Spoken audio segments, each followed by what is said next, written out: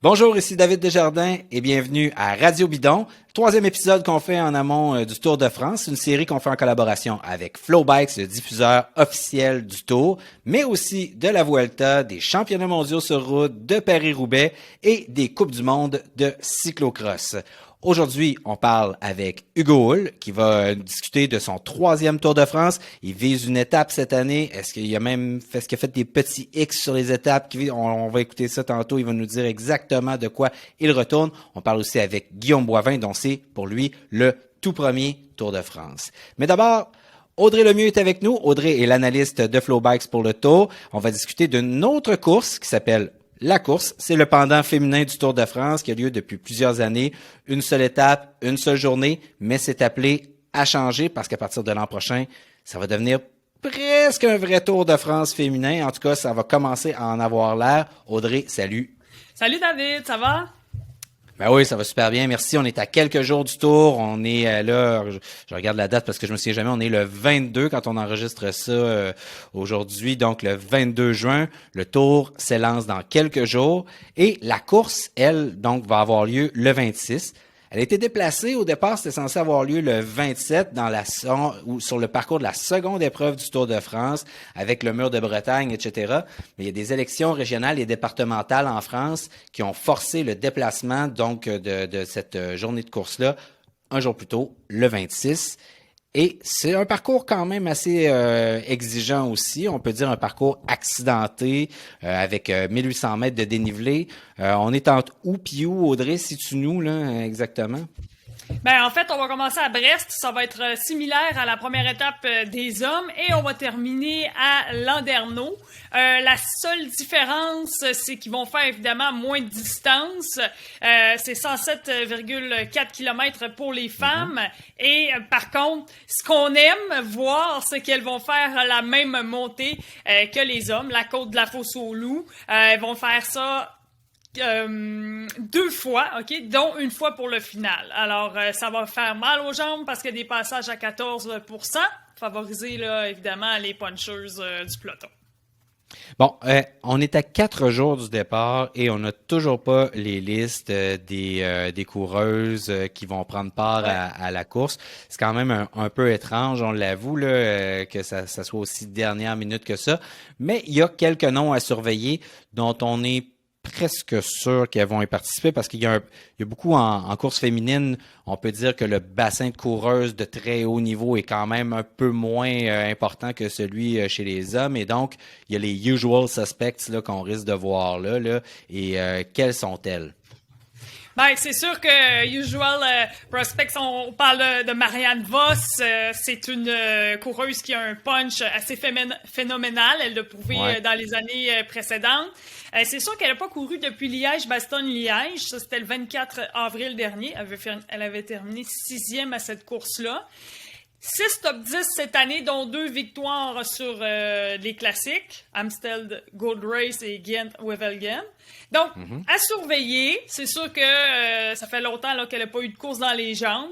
On parle aussi d'Elisa Longo-Borghini, l'Italienne, qui a été assez saisissante dans ses attaques depuis le début de la saison. Entre autres, à Trofeo, Alfeo Binda, je sais pas si tu avais vu l'attaque qu'elle a fait. C'était hallucinant, là, je veux dire. Donc, je ne sais pas si elle a encore ces jambes-là. J'imagine que oui, on peut s'attendre qu'elle soit assez en forme, mais par contre, quel est le Giro d'Honneur en point de mire là, cette année? Mais bon, peut-être pas là, son... Puis elle a les Jeux olympiques aussi. C'est des athlètes là, qui doivent choisir aussi dans le calendrier. Fait que, on ne sait pas exactement à quel point là, la course va être un X sur leur calendrier. Aussi, c'est pas comme si elles allaient devenir millionnaires avec ça non plus. Là. Les bourses sont pas faramineuses. Puis ça passe un peu dans le beurre. Comme tu le dis, les Jeux olympiques sont quelques jours plus tard. Il y a des exigences sanitaires, etc. Donc, il y a déjà des coureuses. Je pense que Annemiek van Vleuten, elle a déjà dit qu'elle serait pas là. Donc, on sait qu'il y en a qui ont déjà dit qu'ils seraient pas là. Sinon, qui d'autre on espère qu'il soit là ou en tout cas qu'on croit qu'il va être là? Ben, c'est sûr qu'on a toujours Anna van der Breggen qui, on espère qu'elle va être là. Elle aussi, c'est sûr qu'elle veut défendre son titre et au Giro d'Hona et aux Jeux olympiques. Donc ça doit être pour elle les objectifs principaux. Mais sur la course, c'est sûr qu'on n'a pas le choix de la compter parmi les favorites. Elle, là, elle peut tout gagner, on le sait, différents types de parcours. Elle est vraiment impressionnante. C'est sûr qu'Elisabeth Deignan, celle qui a remporté l'édition 2020, va être à surveiller. Je parlais de sa coéquipière Elisa Longo-Borghini. Les deux font souvent un super bon travail d'équipe. Cette année, on a un peu moins vu cette chimie-là entre les deux. Entre autres, dû au fait qu'Elisabeth Deignan a eu une blessure là, qui l'a vraiment ralenti depuis le début de la saison. Mais au Tour de Suisse, elle est allée arracher une victoire sur une des étapes là-bas. C'est à voir là, si elle aura des bonnes jambes pour la course. Mais c'est sûr qu'elle n'a pas couru autant qu'elle aurait espéré. Donc, pour Trek Segafredo, faut pas aussi oublier Audrey Cordon, qui est une Bretonne, qui est gonflée à bloc pour le départ à Brest, gagner en à la Bretagne. maison. Ouais. Ah oui. Et elle a fait des nationaux exceptionnels. Elle a remporté le contre-la-montre individuel. À la course sur route, elle a été très stratégique quand même. Tu sais, je veux dire, il y avait trois coureuses de la FDJ dans le groupe de tête. Puis, tu sais, elle voulait pas trop prendre de relais. Elle a bien joué ses cartes. Ça a vraiment passé proche pour qu'elle puisse aller chercher encore une fois, pour une deuxième année consécutive, le titre de championne de France sur la course sur route. J'ai-tu dit championne canadienne tantôt? Je sais pas, j'ai pas remarqué. Excusez-moi. On avait compris, bon. ouais. OK, bon, parfait. Parce que je sais pas, je la connais bien, puis j'avais déjà couru dans une des équipes en France. C'est une de mes amies, j'écoutais sa course, j'étais toute énervée. Puis elle a pas souvent un rôle de leader, mais là, tu sais, on sait pas. Hein, d'habitude, c'est une lieutenant par excellence. Vraiment, elle fait un boulot exceptionnel pour la Trek Segafredo. Donc, elle aussi, on peut l'attendre là pour la course le Tour de France. Bon, il y a d'autres prétendantes dont on ne sait pas encore là, au moment présent s'ils seront. Je pense, tu sais, tu me parles d'une cote à 14%, je pense à Cécile Autrup Ludwig qui a gagné enfin une grande course cette année. Puis donc, dont doit être rempli de confiance parce qu'on sait quand tu finis par gagner, tu sais, là, tu sais que ça se peut, là, tu sais, et puis là, finalement, souvent ça. Comme on dirait, si c'est un jeu vidéo, ça débloque un autre niveau, là, donc tu finis par y croire. Et il y a plein d'autres coureuses.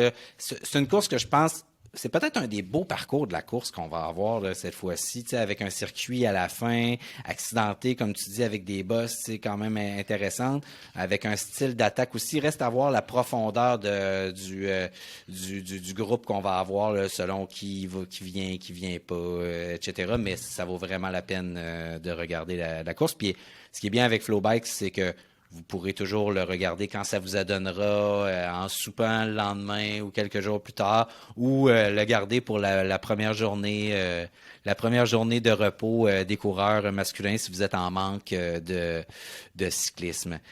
Mais c'est Ou vous pouvez l'écouter en direct à 2h du matin. Oui, vous pouvez l'écouter en direct à 2h du matin aussi. Ce que vous ne ferez probablement pas, je vous le conseille pas. Ouais, ça fait des journées pas mal longues. Audrey, c'est la dernière fois que la course by le Tour, j'aime toujours ça dire ça, je trouve ça très drôle, que la course by le Tour aura lieu cette année. Pas parce qu'il y aura plus de course féminine, mais au contraire parce que finalement, on a récemment annoncé un nouveau partenariat entre ASO, donc Amaury Sport Organisation, qui est l'organisateur du Tour de France, et une compagnie qui est florissante, qui a fait énormément d'argent avec la pandémie d'ailleurs, qui s'appelle Zwift, et qui va être un des principaux commanditaires d'un nouveau Tour de France féminin. Ça va s'appeler le Tour de France Femmes. Combien ça va avoir d'étapes? Est-ce qu'on le sait? Quand est-ce que ça va avoir lieu? Oui. Okay. Ça va avoir 8 étapes au programme. Donc, ça fait presque 10 ans que les filles attendent ça. Que vraiment, il y a des femmes qui se lèvent dans le peloton, qui parlent à ASO, qui veulent pousser pour avoir un Tour de France féminin. Donc, 8 étapes au programme. Ça va commencer fin juillet 2022. La première étape va se faire sur les Champs-Élysées. Ça va être en même temps que la dernière étape du Tour de France. En tout cas, c'est les informations qui nous ont été dévoilées la semaine dernière. Là, on est mardi, là, pas plus tard que vendredi, ça sortait toutes ces informations-là. Le parcours va être dévoilé, là, le parcours entier, le 14 octobre prochain. Il va y avoir une couverture télévisée quotidienne en direct. par France Télévisions et évidemment là, d'autres chaînes là, vont diffuser cet événement-là. C'est vraiment, vraiment un accomplissement pour le peloton féminin. Je sais pas si tu es d'accord avec moi, mais depuis qu'on fait des balados avec Radio Bidon, on en parle, ça bouge pas assez vite. Ben là, on commence vraiment à voir la lumière au bout du tunnel. C'est une excellente nouvelle pour le cyclisme féminin. Oui, puis en plus, ça va commencer tout de suite quand le Tour de France finit. Donc, ça va être comme dans la continuité du Tour. Souvent, on a comme un petit moment de manque là, après le Tour. On a suivi de la course là, c'est pendant 3 semaines, puis là on est vraiment high là, sur notre Tour, puis là ça finit, puis là on est en manque. Ben là on sera plus en manque, on va pouvoir suivre le Tour féminin. Puis ça c'est vraiment une super bonne nouvelle. Pour l'histoire, il y en a eu 2 fois des tours dans l'histoire là, des tours féminins. Il y en a eu un dans les années 80, il y en a eu un autre dans les années 50. Et puis moi, ce qui m'étonne, c'est que ASO ait accepté, mais moi, je pense que parce qu'il y a eu des déclarations là, de Christian Prudhomme, le patron du Tour, qui disait, c'est pas très payant, puis en plus, c'est un peu plate, les courses de filles. Puis là, tout d'un coup, le boss de Zwift qui, lui, arrive, puis il dit, moi, j'aime ça, la façon dont les filles courent. Elles courent agressivement, elles attaquent beaucoup, puis c'est ça qui nous plaît. Oui. J'ai comme l'impression que c'est beaucoup Zwift qui est arrivé puis qui a changé le truc. Ils ont fait ensemble, ils ont fait un Tour de France virtuel l'année dernière quand le Tour a été reporté. Il y a eu des accointances, je pense, qui se sont rencontrés. Puis là, les gens du Zwift qui sont peut-être plus progressistes, là, ils ont dit « Hey, qu'est-ce que vous faites là? Les filles, regarde, sont là sur Zwift en grand nombre. Pour nous, c'est une super plateforme. » Eux, ils ont fait plein de compétitions avec des femmes l'année dernière qui ont très bien fonctionné, avec des pros qui ont bien fonctionné. Donc, ils se sont dit « Hey, pourquoi pas? » là, fait que moi, je pense que c'est Zwift qui a comme dit « Regarde, on met le cash. » Arrêtez là, de jouer au gros macho, là, que la course de filles, c'est plate. C'est pas vrai que c'est plate. Non, puis en plus, Zwift s'est associé à la course pour les 4 prochaines années. Donc, c'est vraiment du sérieux. Il vise beaucoup l'inclusion. Tu sais, on parle souvent de Tour de France virtuel. Il y a plusieurs courses sur Zwift. C'est vraiment l'inclusion et ça passe le message beaucoup en s'associant comme ça au Tour de France féminin. Oui, effectivement. Puis, tu parles d'inclusion, mais tu sais, je pense aussi que on est en train de vouloir changer la façon de réfléchir aussi, de sortir un peu le cyclisme vraiment là, de sa vieille mentalité, là, puis ça en fait partie. Là, puis je pense que le vélo a besoin de partenaires comme Zwift, là, comme ça, le cyclisme professionnel, pour justement sortir un peu. Des fois, on est comme engoncé dans la tradition, puis il y a des choses dont on pense qu'elles peuvent pas changer dans le vélo. Puis là, Zwift pourrait faire partie de ceux qui vont être comme on dit en italien, des game changers, puis qui vont vraiment modifier la façon dont on voit le vélo, mais peut-être aussi dont on le présente, parce que ça aussi, ça fait longtemps qu'on le dit, il faut changer la façon de diffuser le cyclisme, puis on espère que c'est des partenaires comme ça qui, eux, sont habitués justement à travailler différemment, à essayer des nouvelles affaires. C'est ça leur modèle d'affaires, eux autres, là, c'est proposer des nouveautés tout le temps. Le modèle d'affaires de ASO, c'est proposer de l'histoire puis de la tradition puis des affaires qui sont pareilles depuis toujours. Fait que ça, je trouve ça... c'est une belle rencontre entre les deux. Alors, c'est pas encore... Là, les filles, je sais que j'ai lu des entrevues, les filles sont comme contentes. Je parle des coureuses, puis des associations, puis tout ça, puis du lobby féminin, mais elles espèrent avoir une course d'au moins 2 semaines après ça dans les prochaines années. Puis on leur souhaite, là, on va être rendu là après, là, mais quand on aura fait la preuve que ça marche, une course à étapes pour les femmes sur les routes de France. Absolument. Et puis, le fait que ça soit diffusé, qu'il y ait tout ce qui entoure les spécificités du Tour de France. On parle du maillot jaune, on parle des médias qui vont être autour, l'engouement. Tout ça, c'est un pas vers la bonne direction. Ça fait une belle visibilité, une belle vitrine sur le cyclisme féminin.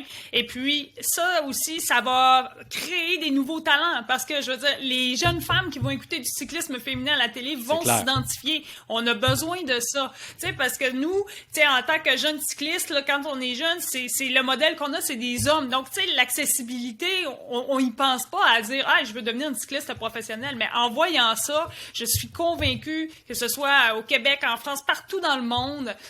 Ça va vraiment faire émerger des nouveaux talents, créer un engouement encore plus grand pour Puis en ce terminant, sport-là. tu sais, on le sent déjà là, que ce mouvement-là est amorcé. Moi, je suis abonné à Rouleur, à Cycling, à Pro Cycling, tu sais, puis avant, là, dans Rouleur, là, il y avait une histoire qui touchait les femmes par année. Puis dans Pro Cycling, il y avait un portrait de femme de temps en temps. Là, des fois, là, c'est le tiers du magazine qui est consacré au cyclisme féminin dans Pro Cycling. J'exagère un peu, mais je dirais le quart assez souvent maintenant. Puis dans Rouleur, ils ont fait un spécial femme. Il y a des histoires avec des femmes presque tout le temps maintenant. C'est sûr qu'il n'y a pas le même bagage historique, tu sais, mais il se passe des affaires maintenant. Puis tous ces médias-là ont saisi qu'ils avaient une responsabilité. Puis là, maintenant, des organisations comme ASO en prennent acte puis disent, OK, là, on est prêt pour être du bon bord de l'histoire. Oui, puis il y a de plus en plus de profondeur dans le cyclisme féminin. On a un gros noyau de femmes. C'est de plus en plus dur gagner des courses. C'est plus toujours les mêmes qui gagnent. C'est sûr qu'on a des gros noms là, qui ressortent, là, mais je veux dire, il y a beaucoup de femmes là, qui sont capables d'attirer leur épingle du jeu. Le niveau est exceptionnel. C'est pas rare d'avoir des filles partir en échappée, faire les 20 derniers kilomètres en solitaire. Tu sais, ça prend vraiment, vraiment beaucoup de forme physique. Le travail que ces femmes-là mettent, c'est le même que du côté masculin. Alors, il n'y a pas de raison. Là, de pas exactement, je suis entièrement d'accord. Merci Audrey, ça va vraiment être excitant. Alors, on pourra s'en reparler l'année prochaine. En attendant, c'est la course qu'on va regarder cette année. Et puis, pour l'instant, on va aller parler avec Hugo Hull et ensuite avec Guillaume Boivin qui ont des affaires à nous dire sur leur Tour de France. Et puis, à toi, Audrey, c'est notre dernier épisode avant que le tour commence. Donc, on te souhaite un super tour, puis amuse-toi bien avec Randy. On va vous écouter avec bonheur. Merci beaucoup. On va se retrouver très bientôt. Salut tout le monde. Salut Hugo Hull. Salut, ça va bien? Ben oui, et toi? Ouais, très bien. Bon, t'as l'air assez relax, en pleine forme. Qu'est-ce que t'as fait de bon aujourd'hui? Aujourd'hui, le dernier gros training avant de prendre le départ du tour, donc 6 heures, j'ai roulé avec Nick Zekarski maintenant qui habite ici à le coin de Nice. Donc, j'ai partagé une bonne partie de la sortie avec lui. On est allé se monter le col de Turini qui monte jusqu'à 1600 mètres. Donc, une belle sortie, les jambes sont bonnes, fin prêt pour le tour. J'étais un peu plus nerveux après le classique du printemps quand j'étais malade, mais aujourd'hui, je suis exactement là où je me dois d'être. La forme est bonne et je suis confiant d'être très compétitif sur le tour. Ouais, Dimitri Fofonov, qui est le manager sportif de l'équipe, dit en gros que Astana visait les étapes plus que le classement général.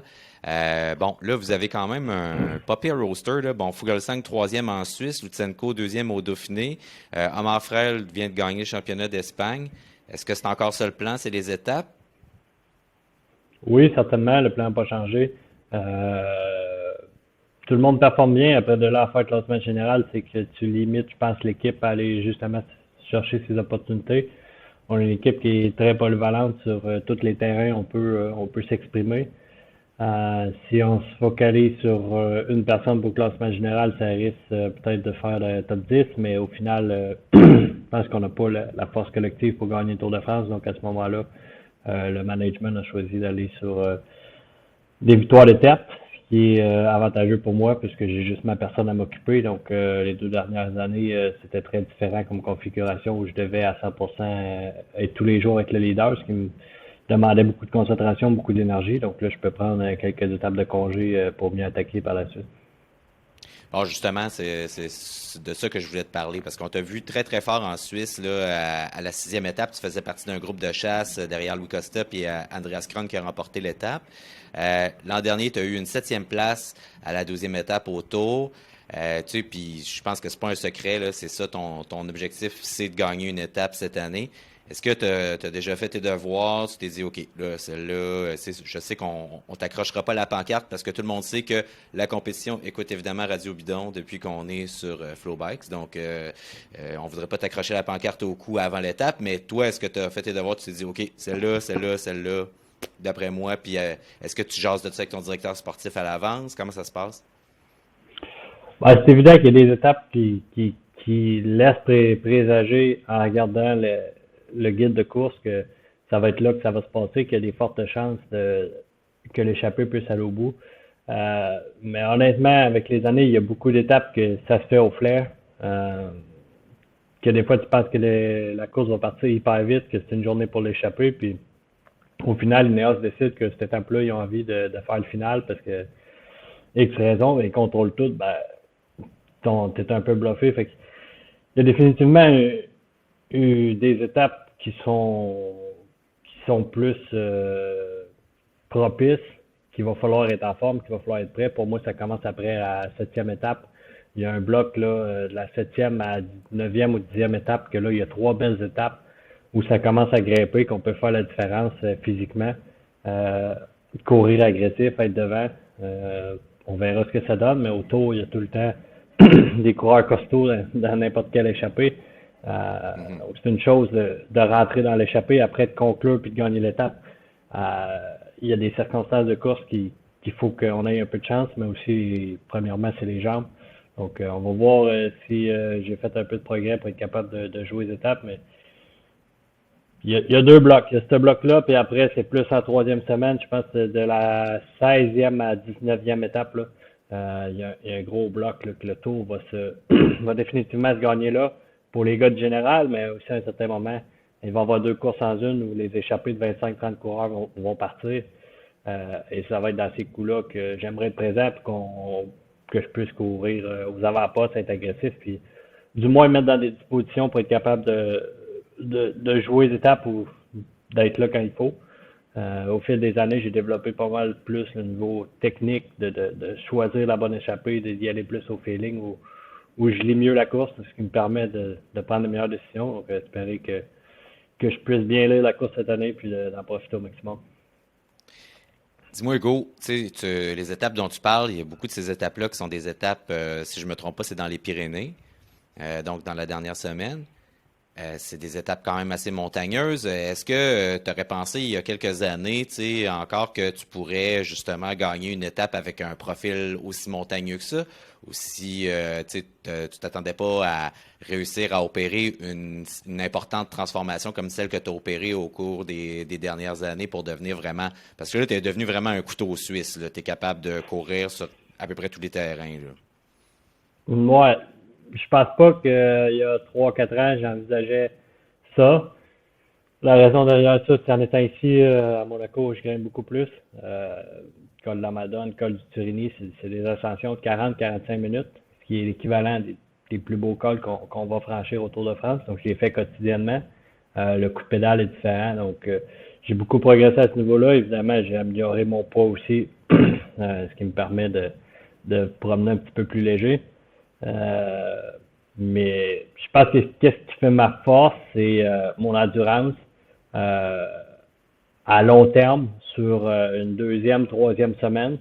Je suis peut-être pas le meilleur grimpeur, mais si on fait une étape très dure toute la journée où je fais enchaîner les cols extrêmement difficiles, c'est souvent là que je suis capable de faire la différence, parce que mon wattage sur 5, 10, 15 minutes est peut-être pas le plus élevé ou le plus impressionnant, mais toute l'étape mise à bout après 1h30, 2 heures d'effort proche du seuil anaérobique, ben là, ça fait un peu la différence. Mon âge, les volumes d'entraînement fait la différence. Aussi les stages à TD où on se fait des sorties d'entraînement pas loin de 4000 mètres de dénivelé pendant 2-3 fois dans la semaine. Donc, c'est tout ça qui fait que ça se développe, là, mais il n'y a pas de secret. Si tu veux bien grimper, il faut investir son temps en montagne.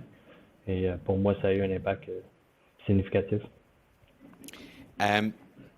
Je change de sujet un peu, mais il y a quelque chose qui m'intéresse dans ton rôle dans le peloton qui semble aussi avoir évolué au fil du temps. Il y a eu un temps où il y avait toujours un patron, ou presque toujours un patron dans le peloton. Là. Il y avait quelqu'un là, qui était comme l'espèce de grand chef. Le dernier de ceux-là, c'est peut-être Fabienne Cancellara, qui était capable de, par exemple, au Tour de France, neutraliser une course en disant, lui tout seul, arriver en avant et dire « OK, c'est beau, là, c'est dangereux, on arrête ». Ce rôle-là a l'air de s'être comme distribué à l'intérieur du peloton à travers plusieurs individus. Puis j'ai l'impression que tu fais partie de ces individus-là. Est-ce que je me trompe?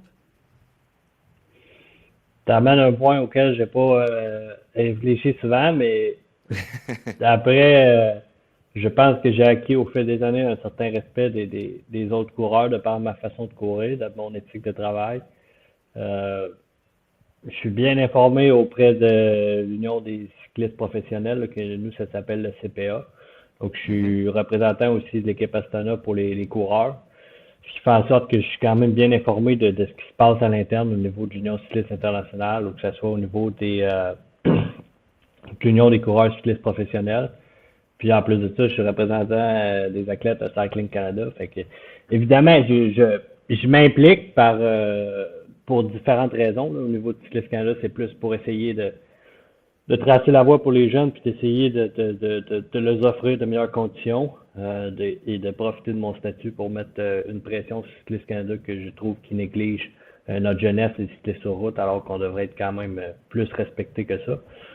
Euh, mais pour en revenir sur son point précis, bon après, j'ai mon opinion. Je pense pas que je suis bon, c'est pas mon objectif d'être un influenceur ou quoi que ce soit dans le peloton, mais si j'ai un point à défendre, je suis pas gêné de le défendre. Je pense que c'est ce qui fait ma force, ma qualité aussi au sein de l'équipe, c'est que je suis capable de faire le lien entre les différentes nationalités, parce que je suis quand même assez indépendant en étant canadien. J'ai couru 5 ans en France, donc j'ai beaucoup d'amis dans les équipes françaises. En étant chez Astana, ben, j'ai des bons contacts avec beaucoup de coureurs italiens maintenant parce qu'on en a plusieurs chez Astana. Donc mes coéquipiers parlent à certains Italiens. Fulsang a beaucoup d'amis aussi, surtout dans différentes équipes, ou ici à Monaco, je côtoie les meilleurs cyclistes, donc je les connais. Donc c'est plus facile de les approcher, que ce soit, peu importe, que ce soit Chris Froome ou Richie Porte ou Grant Thomas. Je vais rouler des fois avec eux samedi dimanche, donc c'est plus facile de les approcher par la suite en sachant qui je suis. Mais non, je me tiens loin de la politique interne en course. Évidemment, si on a des intérêts à défendre, je suis capable de les défendre, là, mais je fais mon affaire, je reste concentré sur ce que j'ai à faire, mais j'essaie pas nécessairement de guider les autres. C'est évident qu'on serait meilleur si dans le peloton, on aurait plus de solidarité. Par exemple, je prends l'étape au Giro où il y avait trop de pluie, le peloton s'est tenu ensemble, puis on fait raccourcir l'étape parce que c'était juste inhumain. Ça, c'était une des premières fois que je voyais ça.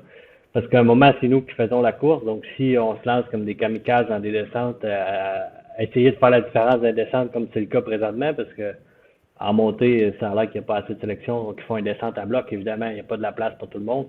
On se met tout à risque. Et je pense pas que ce soit le concours de lui qui est prêt à risquer sa vie le plus. Comme maintenant, c'est pas une question de talent, c'est juste une question de qui a le plus les nerfs solides pour prendre des risques. C'est à nous, les coureurs, aussi, de faire preuve de plus de solidarité et d'ouverture. Parce que tu dis, on fait pas l'étape aujourd'hui, puis il y a un gars, il dit, non, moi, c'est ma chance, les autres vont tous mourir, moi, je suis plus fort au froid, c'est ma chance de gagner une étape. Il y en a tout le temps un ou deux qui pensent que les intérêts personnels est plus important. C'est clair que ce serait le fun si on aurait plus de solidarité par moment pour notre sécurité, puis rendre nos conditions un peu plus faciles, parce que des fois, on se fait très mal sur le vélo, mais quand il fait 0 degré, descendre de col avec la pluie, à un moment, c'est aussi notre santé qui en dépend. Ouais, puis il y a comme il y a quand même une espèce de mythologie du cyclisme aussi, là, dans le sens où c'est un sport d'homme fort, où tu es appelé à souffrir, puis au pire, tu t'abandonnes, puis il y a des histoires d'étapes du Giro où il reste, j'exagère, là, mais où il reste 15 personnes à la fin de l'étape, parce il neigeait, puis des histoires où, derrière moi, j'ai le poster de Liège-Bastogne-Liège avec Hinault qui gagne tout seul dans la neige, toute la mythologie du cyclisme est là-dedans. Puis là, ben maintenant, vous êtes un peu confronté à ça aussi. Là. Vous devez vivre comme à la hauteur de la légende du sport. Là. Ça, c'est quand même assez complexe. Là. Il y a comme entre la sécurité aujourd'hui des coureurs puis cette espèce de légende-là. Pour les fans aussi, on s'attend à ce que vous soyez prêts à faire n'importe quoi puis à traverser n'importe quelle épreuve. Puis peut-être que ça non plus, ça n'a pas d'allure. Là, nos attentes sont trop élevées. Là. C'est clair que je pense qu'il y a des attentes élevées si on compare avec d'autres sports. Puis l'histoire de notre sport, je pense que c'est un sport qui a une histoire qui est pas facile, dans le sens où faut aimer se faire souffrir dans différentes conditions. Puis c'est vrai que la mentalité elle était plus vers ce sens-là, de pousser la machine à fond, puis même d'y aller pareil, même si ça fait aucune logique pour des êtres humains normaux. Ah oui, on va y aller, ça va être encore plus le fun, mais il y a une certaine limite aussi qu'il faut être capable je pense, d'établir pour pour le bien de tous. On te sent vraiment au sommet de ta forme, Hugo, en ce moment. Tu as 30 ans, tu vis à Monaco, tu es dans une des meilleures équipes World Tour. Je comprends qu'au jour le jour, là, cette vie-là, tu sais, tantôt tu me disais, le samedi, dimanche, je vais rouler avec Chris Froome et Richie Porte. Mais tu sais, je comprends qu'au jour le jour, cette vie-là, c'est ta vie normale, que c'est ton quotidien. Mais j'aimerais ça d'abord que tu me dises quelle fierté tu retires, toi, d'être à la place où tu es en ce moment, là, qui est une des grandes places dans l'histoire du cyclisme canadien. Puis y a-tu des fois où tu rentres de rouler puis tu passes devant tu sais, les bateaux parqués dans la baie à Monaco, puis tu te pinces pendant 2 secondes, tu te dis what the fuck, ok, c'est vraiment hot là. Ma vie est quand même hot là. Bon, je suis conscient que j'ai une chance unique de faire ce que je fais. Oui, je suis fier de ce que j'ai pu accomplir, de me mettre dans les conditions que je suis présentement, dans le sens que j'ai un certain confort de vie, une certaine sécurité aussi au niveau de ma situation dans l'équipe, de mon emploi. Mais ouais, je me considère très chanceux, là, honnêtement. J'aurais jamais imaginé être dans une telle situation comme je suis aujourd'hui. Je suis très reconnaissant aux gens qui m'ont permis d'être là aujourd'hui. Puis évidemment, depuis que Premier Tech fait partie de la structure de Astana Premier Tech en tant qu'actionnaire, ils m'ont beaucoup aidé aussi à progresser et à avoir plus de respect au sein de l'équipe. Donc, je me trouve très privilégié. Je garde mon focus au quotidien sur les bonnes choses, dans le sens que faut sortir s'entraîner tous les jours, se pousser la machine, puis dès le moment qu'on perd ce fil conducteur-là, c'est évident qu'on peut pas rester au plus haut niveau. Donc, oui, je suis très chanceux, je me considère très privilégié, mais en même temps, cette chance-là peut s'arrêter rapidement, donc à moi d'être intelligent pour continuer à travailler. Ouais. Mais quand je vois les bateaux à Monaco, je me dis que j'ai encore intérêt à rouler fort parce que je suis pas prêt de m'acheter un yacht demain. Donc, je garde les 2 pieds sur terre. Je me considère privilégié d'être ici, mais en même temps, je trouve ça un peu spécial aussi. C'est pas nécessairement. Il faut être capable de rester focus sur sa petite routine. Je suis quelqu'un d'assez simple, puis je veux dire, je m'adapte très bien, mais ça m'a pas changé outre mesure. Je profite de la situation d'être ici parce que pour l'entraînement, c'est idéal. Le climat, c'est fantastique. Puis, je permets de rouler avec les meilleurs, me permettre de progresser. Donc, je suis ici principalement pour continuer à progresser dans ma carrière. Puis je pense que depuis que je suis arrivé ici, les résultats ont parlé d'eux-mêmes. Donc, la base, ça reste ça. Oui, je suis très privilégié d'avoir tout ce que j'ai aujourd'hui, d'être dans des dispositions qui me permettent d'être encore plus performant.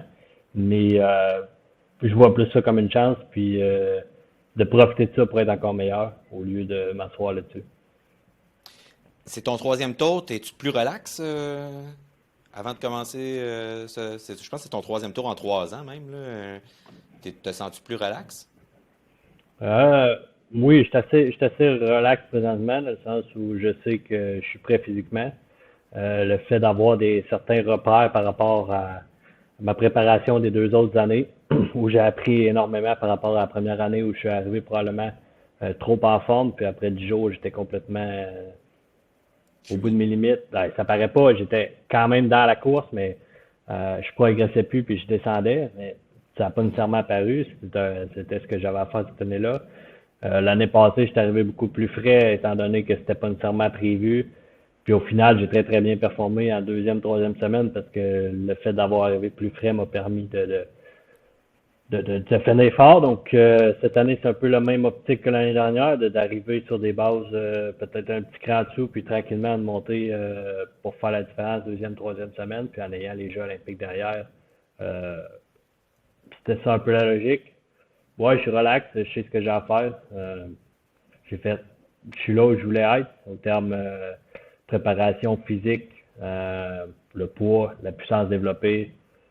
Je me suis rassuré en Suisse, donc on va essayer d'être intelligent. Le tour, la première semaine, c'est très critique. Beaucoup de chutes.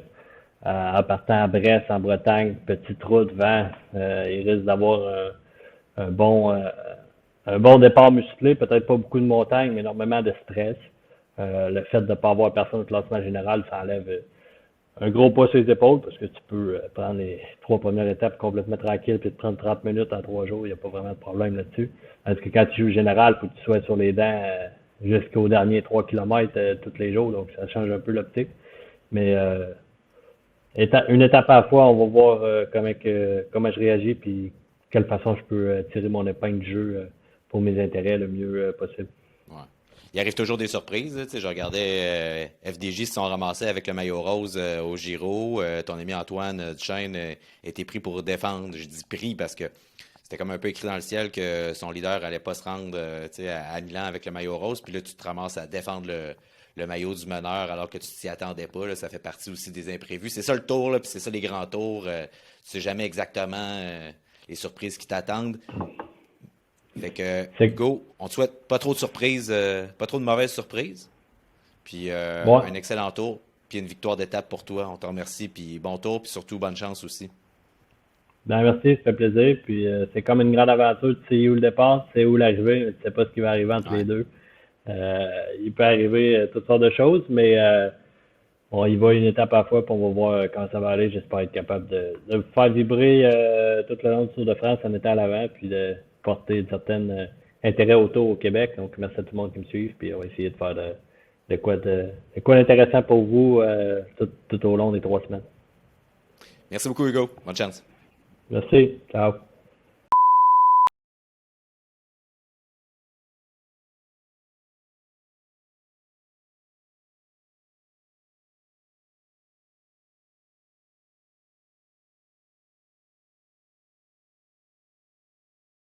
Salut, Guillaume Boivin. Bonjour. Hey, tu vas prendre le départ du Tour de France pour la première fois de ta carrière. Décris-moi donc les sentiments qui t'habitent en ce moment. Là, écoute, ça fait un peu plus qu'une semaine que j'ai appris la nouvelle, là. J'étais sûr que Mhm. j'étais bien émotif et content quand que j'ai eu l'annonce officielle que j'allais faire le tour. Tu sais, c'est beaucoup d'années de travail, puis c'est des rêves de petits gars qui se réalisent, là. Donc, j'étais super heureux quand ça s'est passé. Mais là, bon, avec les jours qui passent, tu sais, on est ici pour faire un travail. On a vraiment une belle équipe et tout. Fait que je suis déjà dans le mode de penser aux étapes. Justement, ce matin, on est allé faire la reconnaissance de la deuxième étape. Donc, un peu voir comment on va approcher ça, puis comment je vais pouvoir faire ma partie de la job pour supporter Mike puis Dan dans les premiers jours, en tout cas, là. La deuxième étape, c'est celle qui se termine au mur de Brest, c'est bien ça? Au mur de Bretagne, oui, exact. De Bretagne, oui. Brest, c'est la ville Ouais, de départ, ouais, puis ça, c'est ouais. la première C'est pas étape, puis ça, loin. c'est le mur de C'est Bretagne, pas ouais. loin. Non, je sais, mais la langue m'a fourché, merci de me le rappeler. J'aimerais ça revenir, bon, tu dis c'est un rêve de petit gars, etc., puis on le dit souvent, tu sais, quand tu es cycliste professionnel, en particulier en Amérique du Nord, si tu n'as jamais fait le Tour de France, tu sais, personne ne comprend trop ce que tu fais finalement, parce que les autres courses passent un Ouais, peu en c'est dessous ça. du radar. Pourtant, tu as fait des grands tours, tu sais, donc tu as connu quand même une carrière vraiment intéressante. Mais j'aimerais ça revenir après ton passage chez Cannondale, tu es revenu en Amérique du Nord, tu as été chez Optum en 2015, puis en 2016, tu es passé chez Israel Startup Nation, qui ne s'appelait pas comme ça à l'époque, qui s'appelait Israel Cycling Academy, et qui était à l'époque aussi, en 2016, seulement une équipe continentale. Euh, Aujourd'hui, c'est devenu une équipe World Tour. Vous prenez le départ du Tour de France avec des gars comme Mike Woods, Dan Martin, avec Greipel aussi, André Greipel, euh, puis un certain Chris Chris Froome. Froome. Là. Ouais. Ouais, c'est ça. Puis, est-ce que il y avait un genre d'acte de foi pour toi à l'époque? Est-ce que déjà on te disait, hey, écoute, là, tu sais, on te prend avec nous là, chez Cycling Academy, mais tu vas voir, notre objectif, c'est ça, puis on a les moyens de nos ambitions. Ouais, c'est sûr que ça a été ça leur discours de début, là. Mais bon, tu sais, c'est le genre d'histoire qu'on entend presque à chaque année, là, des équipes qui commencent puis disent ah ouais, dans tel nombre d'années, on veut être World Tour puis tout ça. Puis il y en a vraiment peu qui sont capables de réaliser ces ambitions-là. Puis mais tu sais, c'est Sylvain Adam, c'est pas le commun des mortels, je dirais. Là. Il est quand même assez spécial. Puis quand il y a quelque chose dans la tête, je pense que euh, si on peut croire qu'il va faire vraiment tout en son possible pour que ça l'arrive. Puis Écoute, un acte de foi, je sais pas, là, mais c'est à ce moment-là de ma carrière, c'était un moment où j'étais comme quand même un peu perdu. Puis honnêtement, je savais plus si j'allais continuer en vélo ou non. Puis c'est le projet de Sylvain qui a réussi à m'accrocher pour que je continue à courir pro. Puis on a vu le chemin que ça l'a fait dans les 5 dernières années, là. Je parlais du groupe de départ là, quand même assez impressionnant que vous avez pour le tour. Est-ce que à ce moment-là, tu pouvais, ou même l'année suivante, tu pouvais imaginer que ça serait aussi gros que ça, là, que vous auriez des aussi gros noms que ça au sein de l'équipe, ou tu te disais, bon, ça va sûrement ressembler à quelque chose entre les deux, là, mais pas avoir genre Chris Froome, justement, puis des gars comme ça là, dans ton équipe aussi rapidement. Là. Ben, je pensais qu'il y avait, oui, des chances que ça l'arrive, mais aussi rapidement, c'est quand même assez impressionnant, là, la progression, là, la vitesse de progression a été vraiment impressionnante. Puis je pense que c'est vraiment quelque chose d'admirable que l'équipe a pu faire de signer ces gars-là. Mais il ne faut pas aussi oublier que les gars veulent venir ici. Tu sais. C'est une belle équipe qui s'est bâti une belle Ouais, je vais te dire pourquoi. réputation. Puis, C'est quoi le ben, feeling de l'équipe? Pourquoi les gens veulent aller courir avec cette équipe-là? je pense qu'ils sont très professionnels. Fait que ça, c'est toujours quelque chose qui attire les coureurs. Puis on a toujours, depuis le début, malgré les. Tu sais, on n'avait pas les gros noms là, il y a quelques années. On a toujours été une équipe qui courait vraiment bien ensemble, qui faisait les choses, qui courait de la bonne façon dans le fond. Puis veux pas, même si tu n'obtiens pas toujours les résultats en courant comme ça, ben, tu gagnes du respect à courir en équipe pour le positionnement puis tout ça. Fait que, je pense que ça l'amène aussi les grands leaders à se dire OK, mais ils savent qu'est-ce qu'ils font, les gars, puis l'équipe paraît bien, ils ont l'air d'avoir du fun aussi. Il y a toujours, depuis que je suis là, l'ambiance dans l'équipe a toujours été vraiment le fun. Puis ça, c'est des choses niaiseuses, là, mais souvent on est dans une course, dans un hôtel, il y a plein d'équipes, puis tu vois les gars ils ont l'air d'avoir du fun au souper, puis ils restent plus longtemps à table, puis tout ça. C'est tous des aspects que c'est pas nécessairement sur le vélo, mais qui fait que l'équipe est agréable, là, parce que on passe, je sais pas combien de jours, 24 pratiquement ensemble, là, donc c'est. Ouais, ça, c'est bien d'être le fun. Vous avez fait qu'il y a des bonnes vibes dans l'équipe aussi. Euh, Tu parlais de Sylvain Adams tantôt. Il y a comme, est-ce que tu as, le sentiment aussi que ISN, c'est un peu devenu une équipe canadienne, même si c'est pas techniquement une équipe canadienne? Tu sais, bon, vous êtes plusieurs, puis on sait que, bon, Sylvain a comme la volonté, je pense, de faire courir des bons coureurs québécois, canadiens, comme toi, comme Mike, tu sais, entre autres, mais il y en a d'autres. Est-ce que tu as ce sentiment-là que c'est une équipe presque canadienne?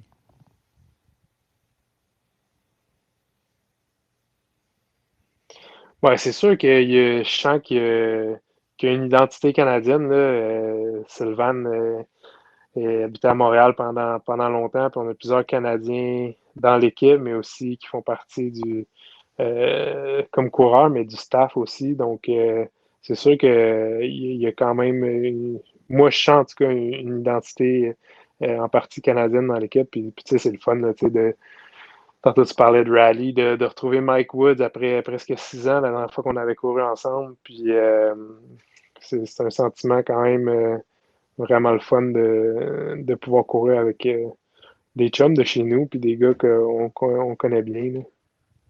Dis-moi, c'est quoi ton rôle cette année, Guillaume, sur le tour? Bon, je présume que tu as un rôle là, tu vas t'occuper beaucoup là, et tu parlais de Dan puis de Mike pour la deuxième étape, mais tu vas sûrement aussi t'occuper d'André Greipel aussi. Explique-moi donc un peu comment on t'a décrit ta situation dans l'équipe pour le tour. Je pense que notre objectif principal, surtout la première semaine, c'est de garder le classement général en jeu pour Mike. Je pense que j'ai beaucoup travaillé pour passer les bosses mieux dans les derniers mois. Donc, mon objectif principal, ça va être vraiment de rester autour de Mike. Puis on sait c'est comment les grands tours, encore plus autour de France, c'est super nerveux. L'approche des points clés avant les montées, tout ça. Ça va être vraiment de rester autour de Mike, puis de m'assurer qu'il est sain et sauf, puis qu'il est frais dispo pour lorsque la route va s'élever. Mais pour les sprints, je sais pas, je pense qu'on va aller un peu au jour le jour. Dans les étapes de sprint, il y a toujours la règle du 3 km pour le classement général, si jamais il y a des bris mécaniques ou des chutes. Donc, est-ce que je vais m'occuper de Mike et en même temps par la bande de André Greipel et Eric? Je pense qu'on va prendre ça au jour le jour, ça va dépendre. Mais pour les sprints, je pense que c'est ça. Ma priorité numéro 1, ça va être m'occuper de Mike. Puis si je suis capable, puis si ça donne, je vais aider plus dans le final avec André et Rick. Dis-moi, aussi, on t'a vu souvent quand même dans le passé prendre des longues échappées. Puis on t'a vu aussi connaître des chutes. Là, je me souviens au Giro, est-ce que c'était l'année dernière ou il y a 2 ans où tu es tombé? C'était la première ou deuxième étape, là, très rudement, là, au tout début du Ouais, Giro. ouais.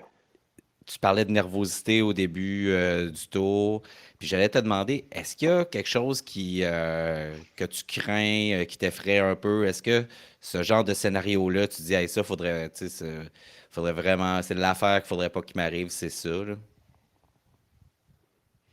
Ouais, je pense que comme tout coureur, qu'est-ce qu'on craint le plus, c'est les chutes là, à haute vitesse, parce que ça fait mal, puis ça scrape un peu tout le travail des derniers mois. Là, même si tu es en mesure de continuer, tu n'es jamais au même niveau pour une couple de jours, en tout cas. Fait que je pense que c'est ça, c'est les chutes.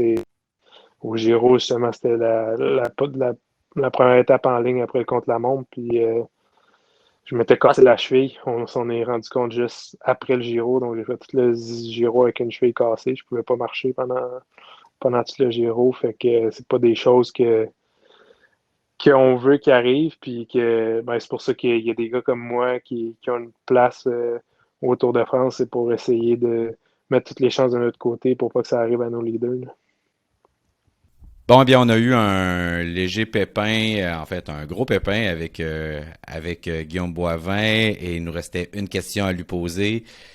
C'est qu'est-ce qu'on lui souhaite pour ce Tour de France? Alors, on lui souhaite la forme, la chance, même si on ne sait pas qu'est-ce qu'on doit lui souhaiter. Et on se laisse là-dessus. Et à toutes et à tous, on vous souhaite un excellent Tour de France ici sur Radio Bidon, bien sûr, mais aussi sur Flowbikes, notre partenaire. Au revoir.